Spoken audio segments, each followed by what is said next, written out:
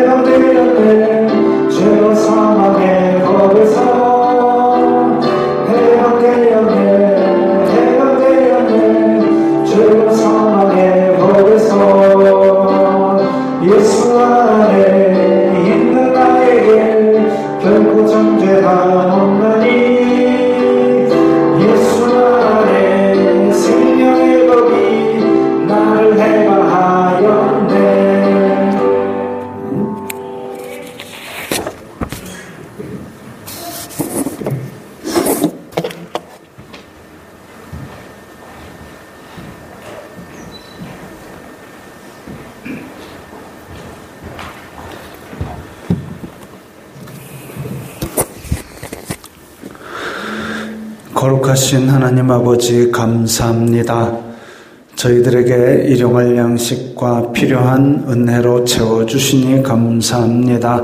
주님의 은혜 감사하여서 각기 예물을 드리오니 기쁘게 받아 주시옵소서. 이 예물이 쓰이는 곳마다 아버지 하나님의 영광이 나타나며 예수 그리스도의 사람 살리는 복음이 전파되게 하여 주시옵소서. 저희들의 일상에 필요한 것이 물질이오니 물질로 시험 들지 말게 하시고 오히려 주님께서 주시는 복으로 말미암아 나누어 주고 꾸어줄 수 있는 넉넉한 자들이 될 수 있게 하여 주시옵소서. 주님 주신 복으로 청지기적 사명을 감당하면서 물질로도 주님께 영광 돌리는 저희들을 보고 많은 안 맺는 사람들도 하나님께 영광 돌리게 하여 주시옵소서. 예수님 이름으로 기도드리옵나이다. 아멘.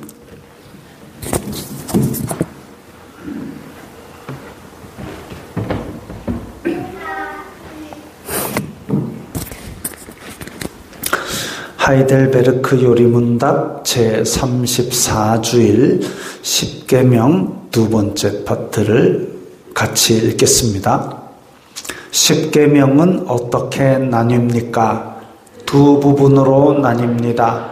처음 부분은 하나님에 대한 우리의 태도를 가르치며 둘째 부분은 우리 이웃에 대한 우리의 의무를 가르칩니다. 제1계명에서 하나님께서 요구하시는 것은 무엇입니까? 내 영혼의 구원과 복이 매우 귀한 것이기 때문에 나는 온갖 우상 숭배, 마술과 점치는 일과 미신, 성인이나 다른 피조물에게 기도하는 것을 피하고 멀리해야 합니다. 더 나아가 유일하고 참되신 하나님을 바르게 알고 그분만을 신뢰해야 하며 모든 겸손과 인내로 그분에게만 복종하고 모든 좋은 것들을 오직 그분에게서만 기대하며 마음을 다하여 그분을 사랑하고 경외하며 그분만 섬겨야 합니다. 그러함으로 지극히 작은 일이라도 하나님의 뜻을 거슬러 행하기보다는 오히려 모든 피조물을 포기합니다. 우상숭배란 무엇입니까? 우상숭배란 말씀으로 자신을 계시하신 유일하고 참되신 하나님 대신 혹은 하나님과 나란히 다른 어떤 것을 신뢰하거나 고안하여 소유하는 것입니다. 아멘. 우리 앞으로 좀 넘겨보시면 네, 여기에 나는 온갖 우상 숭배, 마술과 점치는 일과 미신, 성인이나 다른 피조물에게 기도하는 것을 피하고 멀리해야 합니다. 되어 있습니다. 온갖 우상 숭배는 우리가 멀리 한다고 생각을 하지요. 마술. 저도 마술을 참 좋아합니다. 뭐 이렇게 슉 하면 카드가 나타나고 막 입에서 카드가 막 나오고 이런 마술 말고 이때 당시의 이 마술이라 그러면 주술입니다. 그래서 뭐 까만색 옷을 입으면 돈이 들어온다 이런 주술. 또 뭐가 있느냐 하면 저주가 있습니다. 나의 원수 저 사람 죽어라 해가지고 인형 만들어 놓고 칼로 막 쑤시고 이런 게 마술입니다. 근데 아이고 나는 인형 만들어가 쑤신 적 없으니까 마술 안 하네. 그거 아니죠. 내가 열심히 일해서 수고한 대가 외에 어떤 특이한 전혀 이성적인 방법이 아닌 걸로 돈이 들어오기를 바란다면 그것도 마술에 포함됩니다. 그러니까 물질이 들어온다 해가지고 지갑에 무슨 부적 넣어 댕기면 돈이 들어옵니까? 제가 누누이 얘기하지만 친구 후배 이렇게 야 지갑 좀 지갑 구경하면 지갑 안에 뭐 할인권 뭐 쿠폰 이런 거 많으니까 재밌거든요. 그래서 서로 지갑 보고 막 남자들이 만나면 할 일이 없으니까 할 얘기가 없으니까 그런 거 보고 살기도 합니다. 보는데 지갑에 돈은 하나도 없고 부적이 하나 되어 있어요. 야, 이게 뭔데? 그러니까 돈 들어오는 부적이란다. 근데 네 지갑 왜 비었노? 그러니까 오래전부터 비어있던 거다. 원래 그런 거다. 그런 거죠. 아무런 그게 그렇게 힘이 있으면 안 죽는 부적 붙여가지고 저 60만 대군 다 군인들한테 다 주면 총도 다 피해가고 그러겠네요. 그런 거 아니에요. 마술입니다. 그게. 점치는 일. 교회 다니는 사람들이 연말 연시면 점치를 그래 많이 간답니다. 특히나 정치하는 사람들 더 그렇답니다. 그건 가지 마십시오. 또 미용실에 앉아 있을 때 잡지 보실 때 뒤에 별점, 띠별 운세 이런 거 보지 마십시오. 하나님께서 기뻐하시는 일이 아닙니다. 미신, 성인이나 다른 피조물에게 기도하는 것. 자, 여기서 성인 나왔습니다. 이게 이제 저 하이델베르크 요리문답이 있던 시절에 종교개혁 이전의 교회에서는 성인들이 많았습니다. 이를테면 열심히 공부하면서 하나님께 영광을 돌렸다. 그 사람이 죽으면 공부의 성인 이런 식으로 추대를 시킵니다. 그래가지고 기도하는 거죠. 하나님, 우리 아들이 고3인데 입시 잘 되게 해주세요. 그 다음에 공부의 성인 김철수 씨요. 하나님께 빌어주세요. 중간에 이상하게 끼어듭니다.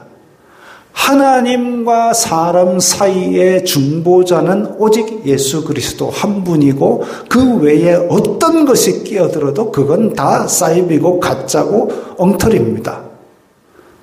하나님과 사람 사이에는 목사도 그 사이에 끼려 그러면 그건 사입이라 그럽니다.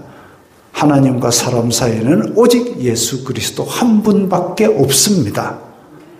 그리고 예수님께서 우리를 위하여 죽으신 이유가 예수님을 통해서 우리가 직접 하나님께 아바 아버지라 부르게 하시려고 목숨 버렸는데 중간에 우리가 자꾸 누굴 끼워 넣는다? 말도 안 되는 얘기죠. 성인 필요 없습니다. 다른 피조물 필요 없습니다. 그래서 제1계명 하나님만을 경외하는 그 신앙의 고백이 바로 1계명에 들어있습니다. 너는 나 외에 다른 신을 섬기지 말라. 다니엘이 그래서 무릎 꿇지 않고 목숨 걸고 다니엘이 세 친구는 그것 때문에 풀무불에도 들어가기를 각오했는데 우리는 너무 많은 다른 것들의 유혹 속에서 살아가고 있지만 그게 우리에게 하나님께서 요구하시는 것이라 생각하고 믿음을 잘 지키시기 바랍니다. 오늘 또 새로 배우는 노래가 있는데요. 영어로만입니다. 쉬우니까 같이 천천히 해보겠습니다.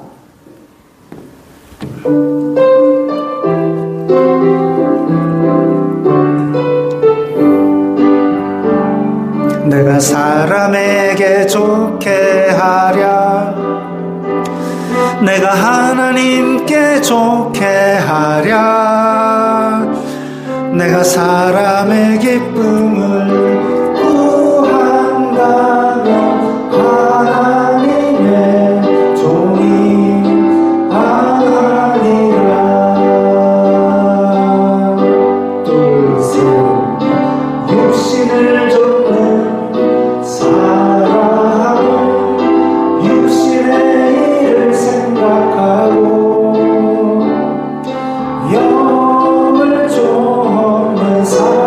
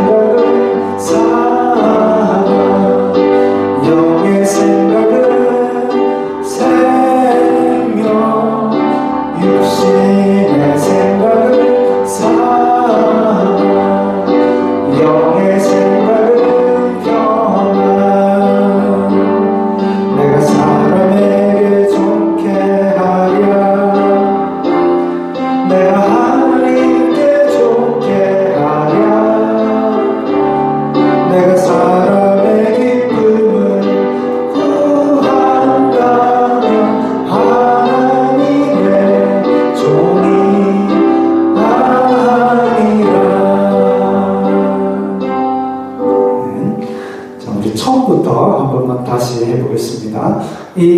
내가 사람에게 좋게 하려 하나님께 좋게 하려 갈라디아서 1장에 나오는 이야기고, 뒤쪽에 육신으로 하나님을 기쁘시게 할 수 없고, 이거는 로마서 8장 5절부터 8절 익숙한 얘기지요. 그래서 도움이 될 거라고 생각이 됩니다. 처음부터 다시 한번 더 하겠습니다.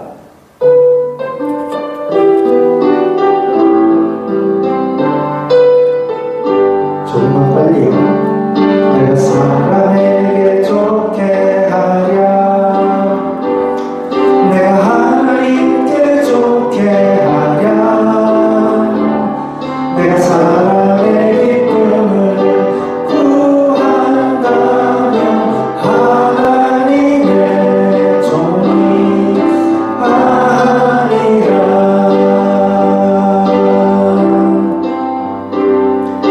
육신을 도는 사람은 육신의 일을 생각하고, 영을 쫓는 사람은 영의 일을 생각하네. 육신으로는 하나님을 기쁘시게 할 수 없고, 오직 영으로만 하나님을 기쁘시게 할 수 있네. 육신의 생각은 사망, 영의 생각은 생명. 육신의 생각은 사망, 영의 생각은 평안. 내가 사람에게 좋게 하랴, 내가 하나님께 좋게 하랴, 내가 사람의 기쁨을 구한다면 하나님의 종이 아니라.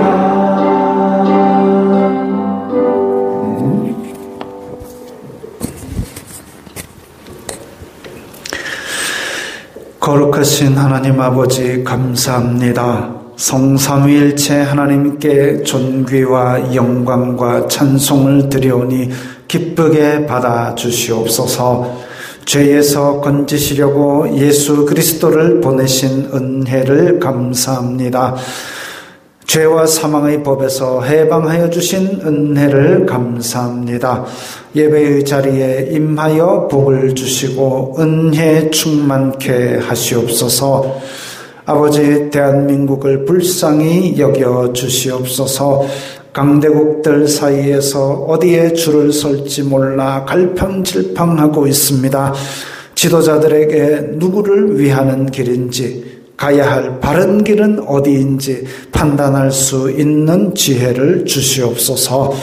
한국 교회를 불쌍히 여겨 주시옵소서. 세상은 어두웠어도 교회를 보며 희망을 가져야 하는데 세상이 교회를 걱정하는 지경에 이르렀습니다. 다시 처음 사랑을 회복하고 기초를 다시 닦게 하여 주시옵소서. 아버지, 내리교회를 도와주시옵소서. 예배 공동체로서 각 성도들은 말씀과 기도의 기초를 다지고 세상 속에서 정직하게 살아가게 하여 주시옵소서. 세상 속에서 예수님의 이름으로 인하여 환난과 미움이 임할 때에 흔들리지 않게 붙들어 주시옵소서. 예수님 다시 오실 그날을 바라보며 항상 기뻐하는 믿음을 주시옵소서. 아버지, 내리교회 성도들을 지켜주시옵소서. 직장과 사업을 지켜주시고 성도들이 하는 일마다 아버지의 은혜가 있다는 것을 세상 사람들이 보고 알게 하여 주시옵소서. 때를 얻든지 못 얻든지 복음 전하려는 열정을 일으켜 주시고 더욱 은혜와 말씀을 사모하게 하여 주시옵소서. 이름도 없이 빛도 없이 새벽부터 봉사하는 손길들을 기억하시고 내리교회와 연계된 교회들과 선교사들에게도 풍성한 은혜를 내려 주시옵소서. 베트남과 필리핀에 큰 태풍이 쓸고 지나가서 많은 성도들과 교회들의 피해를 입었습니다. 주님 그들을 불쌍히 여겨 주시옵소서. 또한 특별히 주일학교 교사들과 학생들에게 더욱 큰 은혜를 베풀어 주시옵소서. 모든 영광 주님 홀로 받아 주시옵소서. 예수님 이름으로 기도드리옵나이다. 아멘.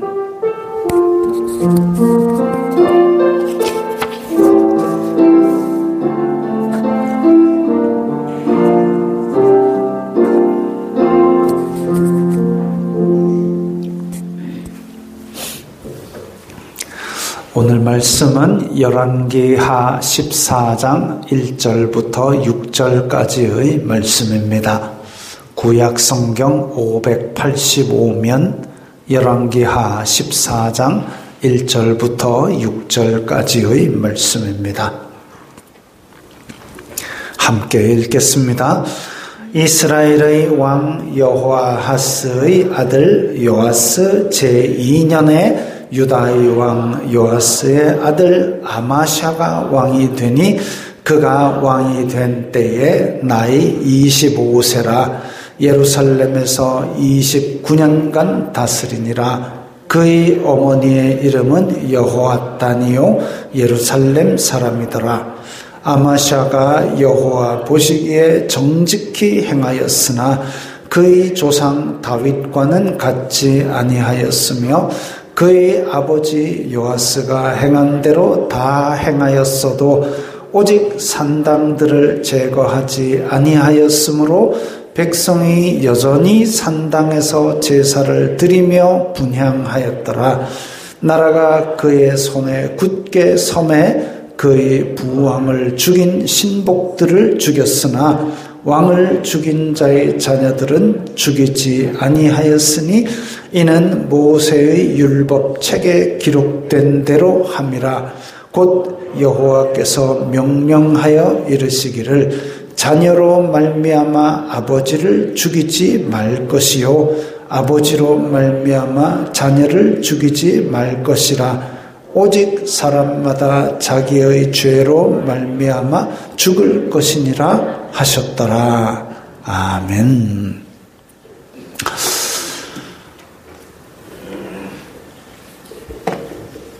복잡합니다.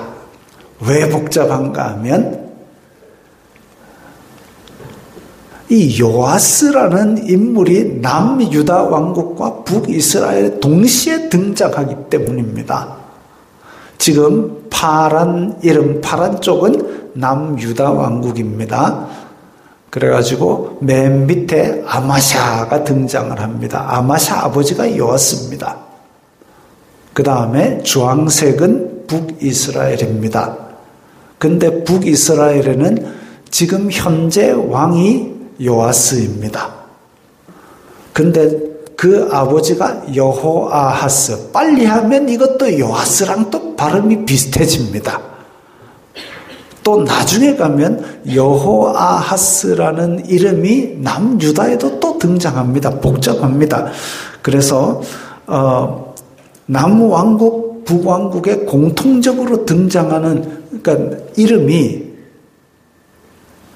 아하시야, 요람, 요아스, 여호아하스 이 네 이름이 있는데 그 중에서 동시대에 같은 이름이 등장하는 게 이게 요아스라서 열왕기를 읽을 때도 헷갈리고 역대기를 읽을 때도 헷갈립니다. 열왕기는 남왕국, 북왕국을 다 통틀어서 기록된 역사이고 역대상하는 남유다 왕국이 하나님을 잘 섬겼느냐라는 데 초점을 맞춘 기록입니다. 그러니까 남유다 왕국이 하나님을 섬긴 데 대해서는 역대상하를 보는 것이 좀 더 자세한 내용들이 많습니다. 그래서 같이 보는 것을 권해드리는데 어쨌든 이 오늘 아마샤가 왕이 됐습니다. 북왕국에서는 19명의 왕, 짧은 기간에 19명의 왕이 있었고 남유다 왕국에서는 좀 긴 기간에 20명의 왕이 있었는데 20명의 왕 중에서 그나마 좀 착했다라고 평가된 왕이 8명입니다. 40%입니다. 근데 이 아마샤도 그나마 선한 것으로 평가받는 왕 8명 중의 한 명입니다. 여호와 보시기에 정직하게 행하였다라고 기록되어 있습니다. 정직하게 행하였다. 정직이라는 게 우리는 정직이라면 거짓말 안 하는 것이라고 생각하기 쉬운데 정직이라는 말을 영어 성경에서는 right, 옳은 길로 행했다 이렇게 기록하고 있고 또 정직이라는 단어를 성경의 다른 곳에서는 어떻게 번역하고 있냐면 고지곳대로 사는 사람 이렇게 기록하고 있고 히브리어로는 고든, 정직한, 옳은 이런 의미의 단어가 쓰였습니다. 선친께서 강의하셨던 야살의 책 할 때 그 야사르라는 이 단어가 바로 고든, 정직한, 옳은 이런 의미입니다. 지금 요아스의 아들 아마샤는 여호와 보시기에 고든, 정직한 옳은 그런 왕이었습니다. 시작할 때는 그랬단 얘기죠. 근데 다윗과는 같지 아니하였다. 그의 조상 다윗과는 같지 아니하였다라는 게 조금 걸리지요. 전심으로 하나님을 섬기는데 마음 중심이 가 있다면 이게 이제 다윗 같았다라고 하는데 다윗과 같이 온전한 마음으로 하나님을 섬긴 왕은 남유다의 3대 왕 르호보암, 아비야, 아사 세 번째 왕 아사밖에 없습니다. 다윗과 같이 전심으로 온전하게 하나님 앞에 행했던 왕은 아사밖에 없었던 나머지는 다 그럼 그렇게 온전하게 마음 중심을 하나님께 두지는 않았다라는 얘기죠. 또한 산당들을 제거하지 않았다. 산당 제거한 왕이 극히 드뭅니다. 산당은 옛날부터 하나님을 섬겼던 곳곳에 퍼졌던 사람들이 하나님께 섬겼던 그 흔적이라서 한꺼번에 제거하기가 어렵지만 제거해야 됩니다. 왜? 예루살렘의 성전을 주시고 여기서 하나님께서 예배를 받으시겠다고 하셨기 때문에 그러면 1년에 3차 예루살렘에서 예배하는 거기에 초점을 맞춰야지 나는 내대로 예배 드릴래 하나님을 경외한단 말이야 하고 산당에서 제사를 드릴 때에 마음은 좋으나 이게 중간에 뭔가 사부작 가만히 들어오는 그런 우상들을 어디서 섬기냐면 산당에서 섬깁니다. 그런 역사의 흔적이 지금 열왕기 역대기에 수두룩빽빽하게 기록되어 있기 때문에 산당을 없앴느냐 안 없앴느냐가 중요한 얘기로 언급이 되는 겁니다. 요즘 가나안 성도라는 얘기가 많습니다. 가나안 거꾸로 하면 안 나가잖아요. 교회를 안 나가고 아이고 마음으로만 하나님 섬기면 되지 내가 교회를 꼭 나가야 되나? 나가야 됩니다. 아이고 교회가 뭐 별 희한한 사람들 다 있어. 니도 희한합니다. 그렇기 때문에 나가야 됩니다. 공동체를 이루고 그 안에서 모질이들을 구원하시는 하나님의 큰 사랑을 아이고 저런 인간도 하나님이 구원하셨네. 그게 낼지도 모릅니다. 그러면서 하나님의 사랑을 느끼고 공동체를 포용하면서 내가 하나님의 사랑을 그 안에서 해보고 그래야 세상에 나가서도 사랑을 하든지 뭘 하든지 하지요. 그래서 웨스트민스터 신앙 고백서에는 예수 그리스도의 몸된 교회, 예수님께서 찢기셔서 교회를 세우셨기 때문에 교회가 아니고는 정상적인 구원은 없다라고 말했습니다. 그렇게까지 말할 정도로 나와서 함께 공동체를 이루는 것은 중요합니다. 마음으로 하나님을 믿으면 되지. 그게 산당입니다. 마음으로 하나님을 믿으면 되지. 근데 연말연시에 내 운세 어찌되나 안 보러 갈까? 그렇게 되는 겁니다. 그런 일이 오늘 본문에도, 오늘 본문이 아니라 아마샤의 삶에서도 한번 나옵니다. 잘 들어보십시오. 5절에 보면 나라가 그의 손에 굳게 섬에 그의 부왕을 죽인 신복들을 죽였다 했습니다. 요아스, 아마샤의 아버지 요아스는 아람과의 전쟁에서 부상을 입었습니다. 부상을 입어가지고 침상에 있는데 부하들이 와가지고 죽였습니다. 반역이지요. 나쁜 놈들입니다. 불쌍하지 않습니까? 근데 그 아들이 왕이 됐습니다. 이걸 봐 넘겨야 됩니까, 이거? 이건 진짜 왕이 되자마자 저놈들을 잡아 죽여라 해야 되는데, 문제는 저 반역자들이 요아스 시절의 나라의 중직자들이었습니다. 그리고 아마샤가 등극하고 나서도 얼마 동안은 그 장관 자리 이런 중직을 맡았던 것으로 보입니다. 그래서 아마샤 집권 초기에 저 반역자들이 여전히 권세를 부리고 있었기 때문에 자기가 가진 권력을 가지고 나라가 아마샤의 손에 굳게 서는 것을 반대하고 방해했습니다. 그렇지 않겠습니까?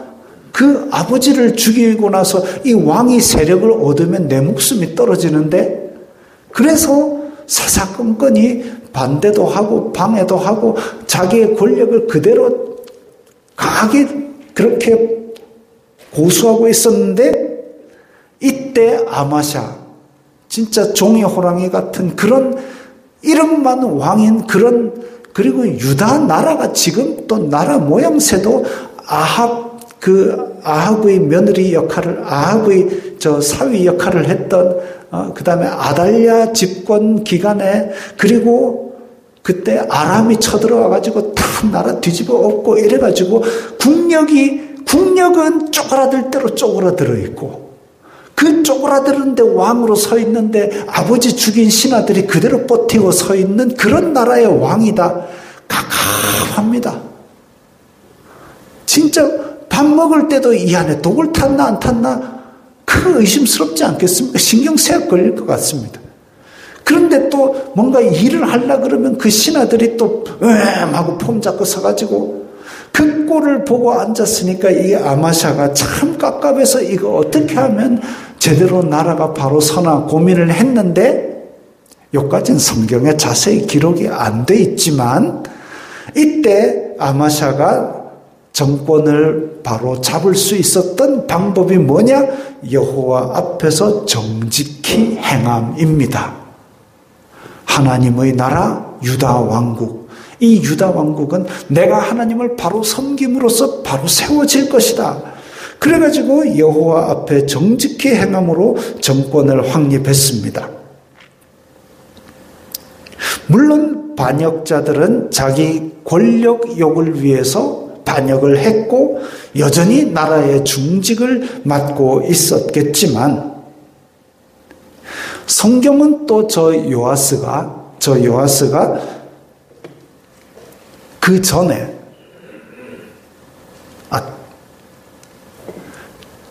요아스 왕이 살아생전에 자기를 어렸을 때 성전에 숨겨주던 제사장 여호야다의 아들 사가랴를 성전 뜰에서 돌로 쳐 죽인 그 심판으로 말미암아 이렇게 비참하게 죽었다라고 기록하고 있습니다.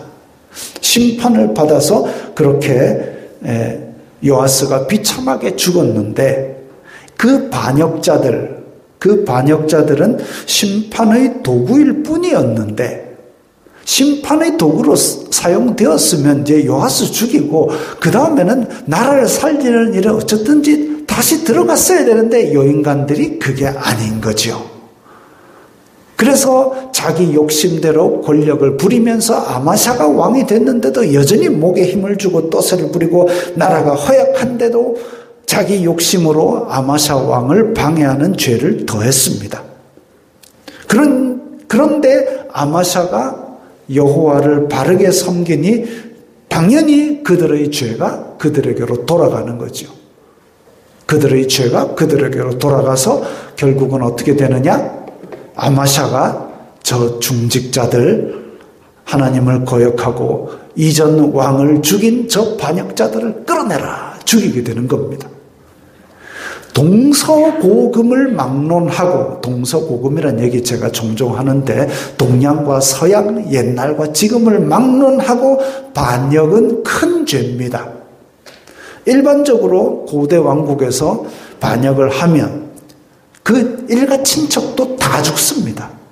다 죽습니다. 중국에서 옛날 제가 중국 역사에 옛날에 있었던 그 고사 중에 오기 고사를 또 인상 깊게 읽은 게 있는데요. 오기. 우리가 오기 부린다 할 때 그 오기 맞습니다. 사람 이름에서 나온 거거든요. 오기. 오기라는 사람이 진짜 오기로 열심히 일을 해가지고 가난한 농부에서 대장군까지 올랐습니다. 그랬는데 오기의 이 출세를 시샘하는 무리들이 공격을 막 하고 활을 쏘면서 오기를 쫓아오는 거예요. 오기가 어디로 갔느냐 하면 그때 선왕이 오기를 발탁해서 대장군 삼았던 그 왕이 죽어가지고 시체를 모셔놓은 거기로 뛰어들어갑니다. 왜 뛰어들어갔느냐? 화살이 날라와가지고 그 선왕 몸에, 시체지만 선왕 몸에 흠집 하나라도 나면 그 활 쏜 사람들 싹 다 잡아가지고 삼족을 멸하는 벌에 처해지거든요. 반역죄. 그 진짜 죽으면서도 오기를 부린 오기입니다. 우리나라에서도 삼족을 멸한다 그랬습니다. 삼족이라 그러면은 내 본가, 내 외가, 그리고 결혼했으면 처가, 본가, 외가, 처가. 그래서 삼족을 멸한다 그랬습니다. 반역하면 그 정도로 큰 죄입니다. 근데 아마샤는 죄 지은 사람들만 벌하고 그 가족들은 모세의 율법에는 손대지 마라 그랬다 하고 놔둡니다. 죄 지은 사람만 벌하고 여호와를 경외하여서 그 법을 지킨 겁니다. 남들은 다 삼족을 멸하고 그런다 할지라도 나는 율법을 지켜서 그렇게 하지 않겠다라는 게 진짜 쉽지 않은 길인데 아마샤는 그 율법을 지켰습니다. 남들이 다 간다 할지라도, 남들이 다 좋다 할지라도 나는 하나님을 섬기기 때문에 그렇게 하지 않겠노라. 이게 믿음이죠. 멋있죠? 시작은 좋습니다. 우리도 이 좋은 시작은 본받을 만합니다. 남들은 다 좋고 남들은 다 가는 길이라 할지라도 이게 하나님과 내 앞에 바른 길인가 그거 한번 판단해보는 그게 필요한 거죠. 그게 믿음입니다. 7절부터는 갑자기 에돔을 정벌한 이야기가 나옵니다.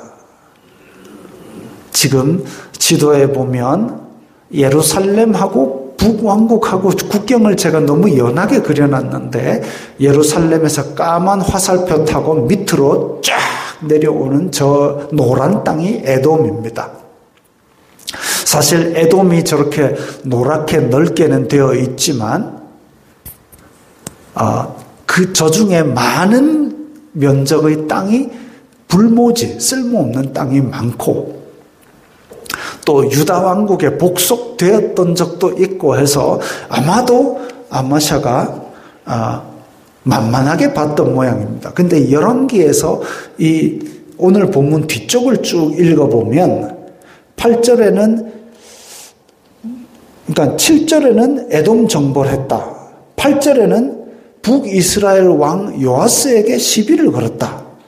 이렇게 뜬금없이 이야기가 나오는데 이 남유다의 아마샤 이야기가 또 어디에 나오느냐 하면 역대하 25장에 자세히 나옵니다. 역대하 25장에. 거기를 읽어보면 이런 맥락이 나옵니다. 에돔을 공격하기 위해서 큰 군대를 일으켰습니다. 남유다에서. 저 까만 화살표를 달려가기 위해서 남유다에서 큰 군대를 일으키고 그 다음에 은 100달란트로 북이스라엘에다가 군대를 좀 빌려줘 해서 군대를 고용했습니다. 은 100달란트 지금 돈으로 환산하면 얼마인지 모르겠습니다만은 한 달란트가 한 30kg니까 100달란트면 하여튼 그렇습니다. 어마어마한 돈을 주고 북이스라엘에서 군대를 고용했습니다. 남유다 왕국이 형편이 별로 안 좋다 그랬잖아요.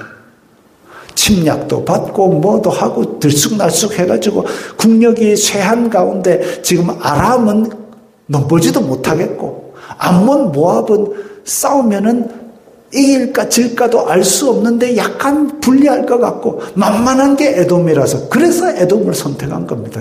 딴 데는 공격도 못합니다. 근데 저 에돔을 치는데도 자기 혼자는 부족할 것 같아가지고 북이스라엘에 군사를 좀 빌려도 해가지고 은 100달란트 있는 돈 딸딸 끌고 모아가 전 백성 은 모으기 해가지고 그래 돈을 줘가지고 군대를 빌려왔습니다. 이때 한 선지자가 나타나서 왕이여 여호와께서는 북이스라엘과 함께하지 않습니다. 북이스라엘 함께 안 합니다. 걔네들하고 같이 군대 해가지고 그렇게 하지 마세요. 오직 승리는 하나님께서 주시는 것이기 때문에 얘네들 돌려보내세요 라고 이야기를 합니다. 근데 왕 아마샤가 뭐라고 대답하냐면 은 100달란트나 줬는데 이거 아깝잖소. 물어나 보고 주지 라는 소리는 안 했습니다. 선지자가 하나님께서 더 많은 것으로 주시리니 얘네들 돌려보내세요 해서 아마샤가 그 말을 들었습니다. 여기까지는 아주 좋습니다. 아마샤는 북이스라엘을 돌려보냈습니다. 에돔은 왜 에돔을 공격했느냐? 남유다는 지금 국력은 약하고 있는 걸 딸딸 끌고 모으고 북이스라엘에서 군대를 빌려와야만 겨우 공격을 할 수 있는 그런 형편. 나머지는 넘보지도 못할 그런 형편이기 때문에. 그런데 이런 형편이 아주 약할 때에 자 농사 짓고 지금부터 잘 살아보세요 해보자 이래갖고는 아마샤 살아생전에 다시 부흥 못합니다. 이때 고대 왕국들이 택할 수 있는 방법이 전쟁이지요. 한번 에돔이라도 쓸고 나면 그 많은 노력한 전리품들과 이런 생산품들 그리고 복속시켜 놓으면 또 곡물을 바쳐라 이러면은 또 이제 그 어떤 생산품들이 또 넘어오고 이러니까 단박에 경제가 환층 올라서 버립니다. 국력을 살리고 싶은 그런 마음이죠. 근데 북이스라엘의 군대까지 빌려가면서 준비를 했는데 이 군대를 돌려보내니까 힘이 별로 없잖아요. 근데 이 북이스라엘 군대가 자기 집으로 돌아가면서 유다 사람에게 심히 놓아요. 아니 우리는 죽을 각오하고 여기까지 왔는데 우리를 그냥 집에 가라고? 이러면서 집에 가는 길에 유다 왕국의 성읍들을 노략하고 약탈하고 사람도 3,000명이나 죽였습니다. 군인들은 다 지금 집결해 있으니까 집에 남아있는 아낙네들하고 아이들하고 이런 사람들을 3,000명이나 죽었습니다. 나쁜 놈들이지요. 날강도들입니다. 근데 유다 왕국이 지금은 기분이 나쁘지만 에돔 치러 가야 되기 때문에 집중을 해가지고 에돔을 쳐 들어가가지고 가서 크게 이겼습니다. 많이 노력해 왔습니다. 드디어 나라가 다시 일어설 그 바탕이 지금 마련되는 순간입니다. 그런데 문제가 뭐냐면 에돔에서 돌아올 때 자, 저 그림에서 가운데 조그만 거 저 보이죠? 에돔에서 돌아올 때 많은 노략품 중에 에돔이 섬기던 우상단지들을 다 들고 온 겁니다. 이 인간들이. 그래가지고 어디서 아직 산당을 제거하지 않았다. 그 산당들에 가가지고 자기가 갖고 온 우상들에게 분향하고 섬긴 겁니다. 산당 왜 제거해야 되는지 아시겠죠? 뭐만 있으면 산당에 가가지고 절하고 뭐 바치고 이런단 말이죠. 그러니까 제사장이 제대로 갖추어진 성전으로 와라라고 얘기하는 겁니다. 아니 이게 근데 저 신상들을 갖다가 분양하는 게 이 뭔 제정신이 아니, 자기들이 만든 우상도 아니고 자기들이 멸망시킨 나라의 우상을 갖고 왔습니다. 그 나라도 지키지 못했던 우상을 갖고 와가지고 승리한 군대에서 그걸 섬긴다? 저걸 왜 가지고 오면 왜 섬깁니까? 말도 안 되는 얘기죠. 승리는 여호와께 있다면서 북이스라엘 군대를 다 돌려보낼 때는 언제고 지금 저걸 갖다가 또 다 섬기고 앉았습니다. 산당에서 저그 집까지 다 가져가가지고. 그래서 여호와께서 노하셔서 선지자를 보내셨습니다. 노한 거 보이시죠? 저 백성의 신들이 그들의 백성을 왕의 손에서 능히 구원하지 못하였거늘 왕은 어찌하여 그 신들에게 구하나이까? 왕도 아마 저 같이 섬겼던 모양입니다. 근데 저렇게 왕은 어찌하여 저 우상들을 섬깁니까? 말이 끝나기도 전에 아마샤가 뭐라 그러냐면 우리가 너를 왕의 모사로 삼았느냐? 그치라 어찌하여 맞으려 하느냐? 라고 답을 합니다. 우리가 너를 왕의 모사로 삼았느냐? 너 우리 군의 작전 참모냐? 너 맞을래? 그겁니다, 지금. 하나님의 선지자가 정당한 꾸짖음을 하는데 너 작전 참모야? 너 맞을래? 하니까 선지자가 돌아서면서 왕이 이 일을 행하고 나의 경고를 듣지 아니하니 하나님이 왕을 멸하시기로 작정하신 줄 아노라 했습니다. 이 뭔가 패턴이 비슷하지 않습니까? 요아스도 시작은 좋았습니다. 성전 새로 건축하고 좋았습니다. 근데 중간에 우상을 섬깁니다. 그러다가 선지자가 뭐라 그러고 요아스 선왕 때는 여호야다의 아들 사가랴가 왕이여 그러면 안 됩니다 하다가 돌에 맞아 죽었습니다. 지금 여기도 선지자가 뭐라 그러는데 너 맞을래? 이럽니다. 그렇게 하나님이 왕을 멸하시기로 작정하신 줄 아노라 라고 돌아서는 선지자의 마음이 무척 쓰라리고 아팠을 겁니다. 내 나라 내 조국이 또 큰 시련을 겪겠구나. 이 일 후에 이 썩냈던 왕 아마샤가 북이스라엘의 요아스에게 우리 얼굴 한번 봅시다 합니다. 이 얼굴 한번 봅시다 라는 말이 우리말로 치면 한판 뜰까? 이런 말입니다. 한판 뜰까? 손 좀 봐줄까? 이거 영어로 한번 번역해 보면 한판 뜰까? 뭔 말입니까? 손 좀 봐줄까? 손을 보는 게 뭐지? 외국 사람들은 이해할 수 없는 것처럼 지금 아마샤가 북이스라엘에게 얼굴 한번 보자라는 말이 성경에 기록되어 있는데 바로 그런 말이죠. 근데 이제 왜 북이스라엘의 요아스 왕에게 시비를 걸었느냐? 북이스라엘의 군대가 돌아가면서 사람 3,000명이나 죽였지 않습니까? 노력했지 않습니까?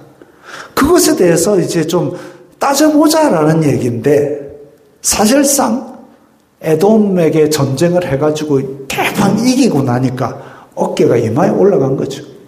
그래가지고 지금 아마샤가 상당히 교만해진 것 같습니다. 그리고 한편으로는 에돔에서 가져온 우상을 섬기며 선지자의 경고를 무시한 데 대한 하나님의 심판이기도 합니다. 그래서 지금 저렇게 직접 저렇게 대면해서 싸우지는 않았지만 저런 구도가 형성이 된 거죠.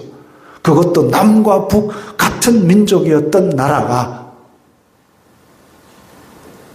최초의 남북 전쟁이 일어납니다. 북이스라엘 왕 요아스가 우리 애들이 그렇게 잘못을 했냐? 야, 미안하다 하면 어떻게 좀 해결이 됐을지도 모르겠는데 북이스라엘 왕이 이 예후 손자입니다. 살인마 예후의 손자. 그러니까 이 남유다의 아마샤 왕에게 답을 하기를 너 많이 컸다. 그러다 큰 코 다쳐. 딱 이렇게 얘기합니다. 딱 이렇게 기록된 건 아니고요. 그런 의미로 놀립니다. 만행에 대한 사과도 없고 놀리니까 아마샤는 더 열받아가지고 득달같이 달려갑니다. 그래가지고 얘들아 다시 무장해라.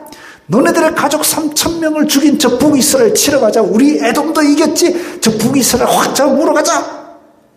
그런데 그냥 같으면 이겼을지도 모릅니다. 왜냐하면 지금 분노에 가득 차 있는 유다 군대들 지금 전쟁에 이기고 와서 지금 콧대가 이만큼 해가지고 사기가 충천합니다. 그러나 선왕 요아스 때도 적은 아람 군사에게 패해가지고 부상을 입었지 않습니까? 하나님의 심판이 임할 때는 그런 거 없습니다. 군사력의 크기 같은 거 없습니다. 아마샤는 그래서 쳐들어갔다가 북이스라엘 왕에게 대패했습니다. 북이스라엘의 요아스는 남유다의 아마샤를 포로로 잡아갔습니다. 왕이 포로로 잡혔다 이러면 게임 끝난 거죠. 그리고 잡아가면서 예루살렘 성전을 다시 탈털어 갑니다. 그리고 예루살렘 성벽 한 200m를 허물어 버립니다. 성이라고 딱 막아놓고 있었는데 그 성벽을 와르르 200m나 허물었으니까 이게 얼마나 수치스러운 일입니까? 너네 지킬 힘도 없지. 그냥 열어놓고 살아 이겁니다. 완전 비참하게 만들었습니다. 이게 바로 심판입니다. 엊그제 이겼던 군대도 찍소리 못하고 성벽을 다 헐리고 지금 예루살렘 성전이 다 털리는 수모를 겪게 만드는 게 심판입니다. 왜 그랬습니까? 에돔에게 이겨놓고 에돔이 섬기던 우상을 갖다 섬기고 그걸 꾸중하는 선지자를 무시했던 죄의 심판입니다. 거기서 끝나지 않습니다. 요아스가 죽고 아마샤는 다시 유다로 돌아왔습니다. 그러면 다시 이제 유다를 잘 다스리면 될 것 같은데 또 반역이 일어납니다. 반역이 일어나서 이 아마샤는 요새로 튼튼한 성 라기스로 도망을 갑니다. 도망갔는데 반역자들이 킬러를 보내가지고 거기서 죽었습니다. 끔찍한 일이죠. 그래서 제가 표를 한번 작성해 봤습니다. 선왕 요아스와 아들 아마샤의 공통점. 열심히 성전을 재건했습니다. 요아스는 제사장 여호야다의 지도 아래에 있었을 때는 멀쩡했는데 근데 아마샤도 처음에는 율법을 열심히 지켰습니다. 역적들을 다 죽이지 않고 역적들 잘못한 놈만 잡아 죽일 정도로 절제해가면서 율법을 지켰습니다. 시작 좋았지요. 근데 선왕 요아스는 방백들 말을 듣고 우상 숭배를 시작했습니다. 여호야다가 죽은 이후에 우상을 열심히 섬겨버렸습니다. 변질됐죠. 그리고 여호야다의 아들 사가랴를 성전뜰에서 쳐 죽이는 끔찍한 일을 저지르고 그리고 부하들에게 비참하게 죽었습니다. 아마샤도 똑같지요. 에돔에서 가져온 우상을 섬겼습니다. 변질됐지요. 그리고 선지자를 무시했습니다. 세 번째 줄까지는 스토리가 똑같습니다. 요아스는 심판을 받을 때에 아람이 쳐들어왔는데 아람의 군대가 많지 않았는데도 불구하고 성전 보물을 지 손으로 다 꺼내주면서 살려줘 이랬습니다. 근데 아마샤는 북이스라엘이 쳐들어와가지고 성전 보물을 다 털어갔습니다. 그것도 성전이 털리는 것도 똑같지요. 요아스는 부상을 입고 부하들에게 죽었습니다. 아마샤는 반역자들의 킬러를 보내서 죽었습니다. 어떻게 스토리가 저렇게 아버지와 아들과 똑같을 수 있을까요? 선대의 역사를 반복하듯이 닮은 꼴로 비참한 결과를 맞이했습니다. 원인이 뭡니까?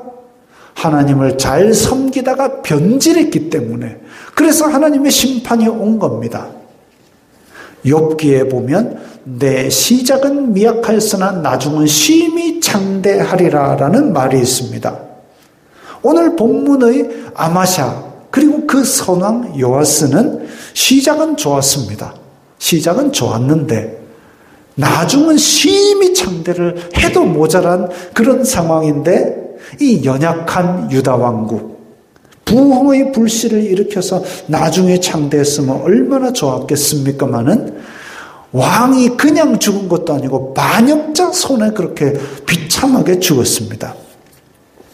역사가 반복된 걸 보면 교훈을 얻어야 되는데 이걸 보고도 정신 못 차리고 다시 역사를 반복하는 우를 범하고 말았습니다. 요한계시록에 보면 2장에 에베소 교회에 말씀하신 그 말씀에 경고가 뭐냐면 너의 처음 사랑을 버렸느니라. 에베소 교회가 어떤 교회입니까? 사도 바울이 너무나 애정을 준 교회입니다. 그래가지고 사도 바울이 급하게 예루살렘으로 돌아가는데 도저히 안 되겠다 해가지고 사람 불러가지고 장로들 불러가지고 그 바닷가에서 같이 기도하고 눈물 흘리던 그 교회가 에베소 교회입니다. 에베소 교회가 그렇게 사랑을 받았는데도 불구하고 요한계시록에서는 처음 사랑을 버렸구나라고 경고합니다. 처음 사랑 되찾지 않으면 촛대를 옮겨버리겠다. 처음보다 잘해야 되는데 어떻게 처음만도 못하고 있는 상황이 많은 것을 우리가 봅니다.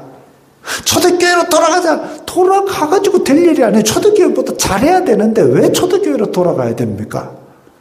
처음보다 못하는 상황이 많기 때문에 그렇습니다. 시작 잘하는 건 누구나 잘합니다. 아놀드 슈왈츠네거라는 사람이 있습니다. 근육빵빵맨인데요. 전 세계의 근육빵빵맨들이 경쟁하는 미스터 올림피아를 6번인가를 연속으로 했는가. 하여튼 전무후무한 기록을, 후무는 모르겠습니다. 그 이후에 이제 관심이 없어가지고. 어쨌든 엄청난 기록을 세웠던 사람입니다. 헬스장 등록할 때는 너도 나도 저걸 꿈꿉니다. 근데 3일이 지나면 온몸이 근육통으로 비명을 지르고 그러면 쉬어야 회복된다면서 하루 쉽니다. 그 다음 날은 단백질을 먹어야 근육이 생성된다면서 치킨을 시켜 먹습니다. 그리고 주말이 오면 스케줄들이 바빠서 안 갑니다. 그리고 하는 사이에 한 달 등록 기간이 다 끝나버립니다. 다 피치 못할 사정이지요. 아파서 못 가고 바빠서 못 가고 다 피치 못할 사정입니다. 그것과 똑같습니다. 요아스도 방백들이 일어나가지고 다 왕에게 상소를 하도 넣으니까 변절됐고, 아마샤도 노력하다 보니 갖고 오다 보니 그 딸려왔는데 신상이네 해가지고 또 불 한 번 피우고 그랬겠죠. 다 피치 못할 사정과 다 어쩔 수 없는 환경을 탓하게 됩니다.